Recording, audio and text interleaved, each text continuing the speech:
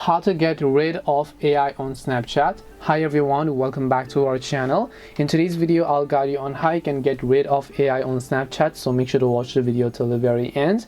If you'd like to get rid of AI on Snapchat, all you have to do is simply go ahead and then first of all make sure to just launch the Snapchat application. And if you're not aware, then as you can see, if I come to my chat settings, you have this My AI thing which is at the very top, and My AI is simply a chat bot that is going to help you with any sorts of questions that you might have with the Snapchat app itself.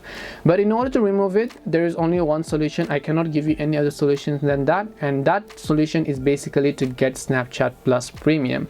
Because if I go ahead and then open up My AI over here, and as you can see in this case as well, it says remove yourself from my chat feed. I asked itself to remove, and what it replied me was that only Snapchat Plus subscribers can get first dibs on new My AI features and can choose to remove or unpin My AI from the chat feed. So unless you are a premium subscriber on Snapchat, you will not be able to do so. Let's say you are a premium member, you have to long press on the My AI option over here, go to the chat settings in this case, and then here you would find the option called clear from chat feed. But as you can see, it is completely missing in ours.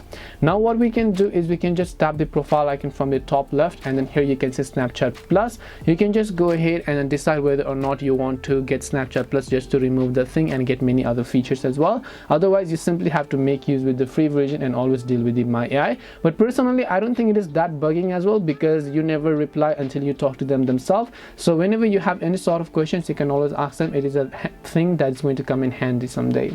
Hope this video was helpful. If you have any questions, feel free to leave them down. Thank you for watching and see you in the next video.